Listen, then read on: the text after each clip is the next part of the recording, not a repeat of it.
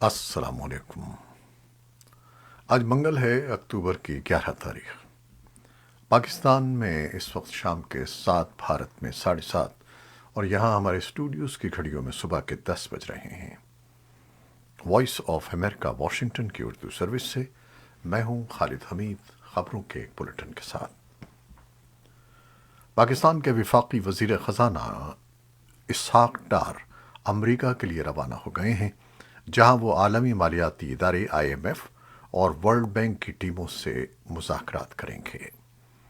وزیر خزانہ نے حال ہی میں ایک پریس کانفرنس کے دوران کہا تھا کہ حکومت عالمی اداروں کے ساتھ طے پانے والے معاہدوں کی مکمل پاسداری کرے گی اور وقت پر قرض ادا کرے گی۔ دورہ امریکہ کے دوران اسحاق ڈار کی IMF اور ورلڈ بینک کی ٹیموں کے ساتھ مذاکرات میں قرض کی ادائیگیوں کے معاملات پر بات چیت ہوگی۔ پاکستان کے وزیر داخلہ رانا ثناء اللہ نے ایک بیان میں دعویٰ کیا ہے کہ وزیر اعظم کی سرکاری رہائش گاہ اور دفتر کی سائبر سیکیورٹی کو داؤ پر لگانے والی آڈیو لیکس کا تنازعہ حل کر لیا گیا ہے اور اس میں کوئی دشمن انٹیلیجنس ایجنسی ملوث نہیں ہے۔ دوسری جانب اس معاملے پر گزشتہ روز مقامی میڈیا پر 2 افراد کی گرفتاری کی خبر گردش کرتی رہی، جس کے حوالے سے حکومت نے اب تک کوئی تردید یا تصدیق نہیں کی ہے۔ وزیر داخلہ کا بیان ایک ایسے وقت پر سامنے آیا ہے جب سابق وزیر اعظم عمران خان نے اعلان کیا کہ وہ اس معاملے کی تحقیقات کے لیے عدالتوں سے رجوع کریں گے۔ پاکستان کے سابق وزیر اعظم نے کہا کہ آڈیو لیک ہونا قومی سلامتی کی سنگین خلاف ورزی ہے، کیونکہ اس سے وزیر اعظم کے سرکاری دفتر اور سرکاری گھر کی سیکیورٹی کے حوالے سے سوالات جنم لیتے ہیں۔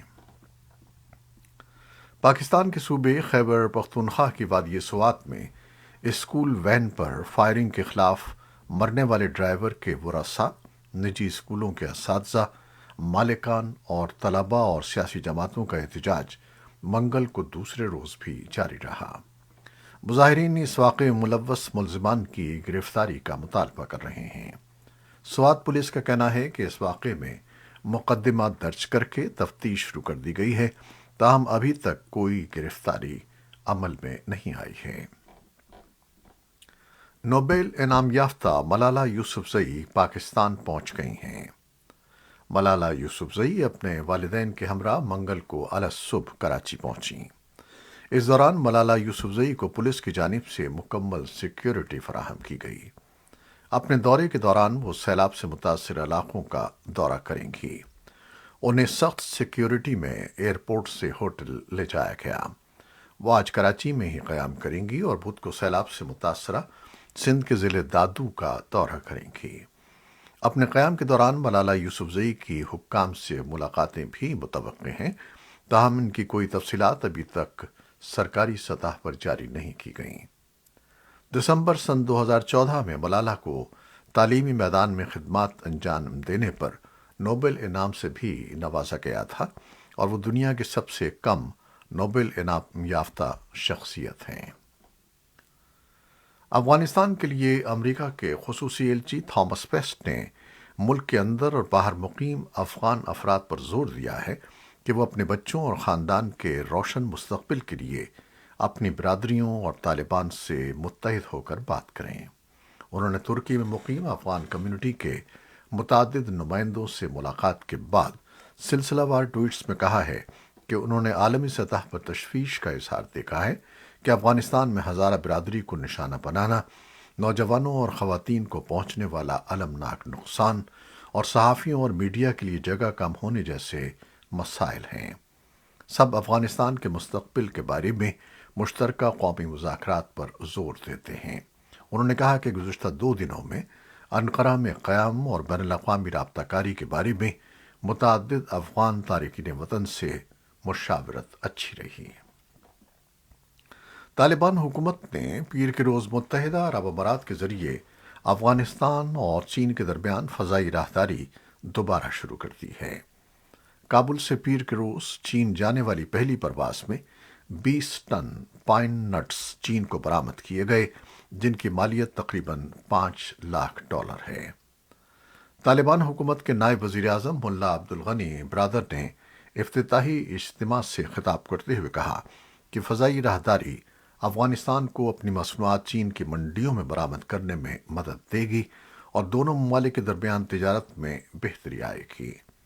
افغانستان اور چین نے وسطی ایشیا کے راستے دونوں ممالک کے درمیان زمینی راہداری کا آغاز بھی کیا ہے۔ سرکردہ کشمیری علیحدگی پسند رہنما الطاف احمد شاہ، جنہیں بھارت کی قومی تحقیقاتی ایجنسی نیشنل انویسٹیگیشن ایجنسی یا NIA نے 4 سال قبل ٹیرر فنڈنگ اور منی لانڈرنگ کے الزامات میں گرفتار کیا تھا، نئی دہلی کے ہسپتال میں چل بسے ہیں۔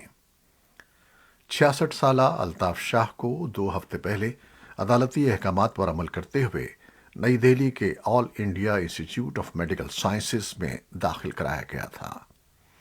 الطاف شاہ کے اہل خانہ نے بھارتی حکام سے انہیں انسانی ہمدردی کی بنیاد پر رہا کرنے کی بھی درخواست کی تھی، جس کی کئی کشمیری سیاسی جماعتوں اور لیڈروں نے توثیق کی تھی۔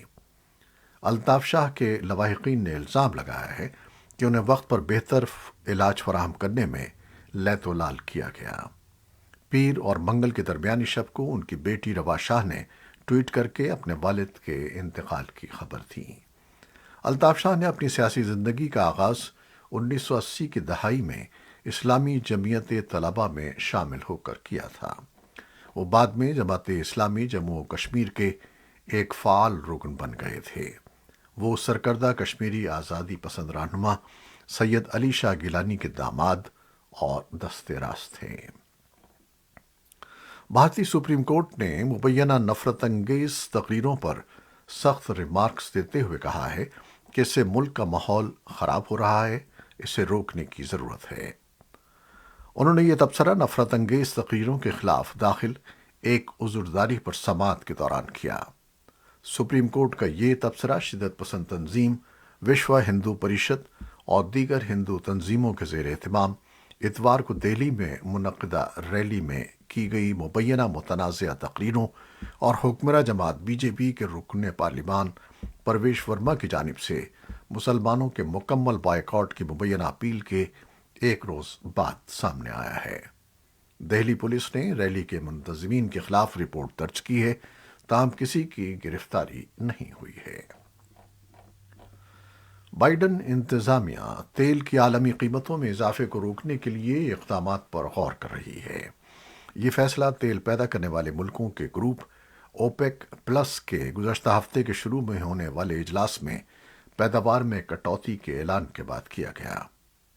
وائس آف امریکہ کی وائٹ ہاؤس کی بیورو چیف پیٹسی وداکسوارا کی رپورٹ کے مطابق نومبر کے وسط مدتی انتخابات سے قبل گیس کی قیمتوں میں اضافہ صدر جو بائیڈن اور ان کی ڈیموکریٹک پارٹی کے لیے بری خبر ہے۔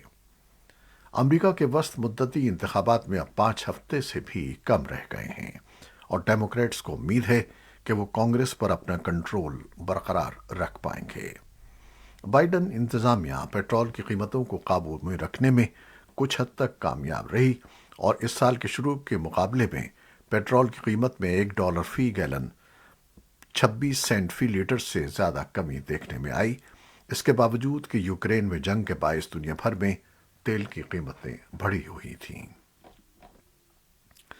یوکرین کے صدر ولادیمیر زیلنسکی آج منگل کو ایک ورچوئل میٹنگ کے دوران گروپ آف 7 ممالک کے رہنماؤں سے خطاب کر رہے ہیں، جو یوکرین کے دارالحکومت اور ملک کے دیگر شہروں پر مہلک روسی میزائل حملوں کے بعد ہو رہا ہے۔ یوکرین کے رہنما نے امریکی صدر جو بائیڈن کے ساتھ فون کال کے بعد ٹویٹ کیا کہ فضائی دفاع ان کی اولین ترجیح ہے اور وہ G7 کے سخت موقف پر قیادت کے لیے امریکہ کی طرف دیکھ رہے ہیں۔ بائیڈن اور مغربی اتحادیوں نے فوری طور پر حملوں کی مذمت کی اور ماسکو کے حملوں کو روکنے میں مدد کے لیے یوکرین کی افواج کو فوجی امداد بھیجنے کا عزم ظاہر کیا۔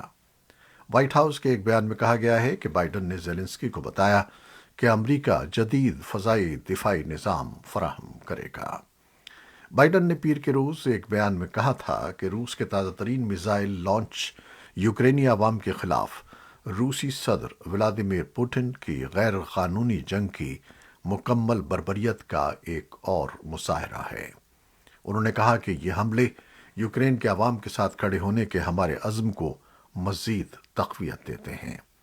صدر نے کہا کہ ہم اپنے اتحادیوں اور شراکت داروں کے ساتھ مل کر روس کو اس کی جارحیت کی قیمت چکانے کی کوشش کرتے رہیں گے۔ یورپی کمیشن کی صدر ارسولا وان دیر لین نے کہا کہ وہ یوکرین کے شہروں پر ہونے والے وحشیانہ حملوں سے حیران اور پریشان ہیں۔ اقوام متحدہ کے سیکریٹری جنرل اینتونیو گترس کے ترجمان نے کہا کہ سیکریٹری جنرل کو روسی حملوں پر صدمہ ہوا ہے۔ گترس نے بعد میں زیلنسکی سے بات کرتے ہوئے کہا کہ وہ اس بات پر متفق ہیں کہ دنیا کو جلد از جلد روس کے حملے پر رد عمل ظاہر کرنا چاہیے۔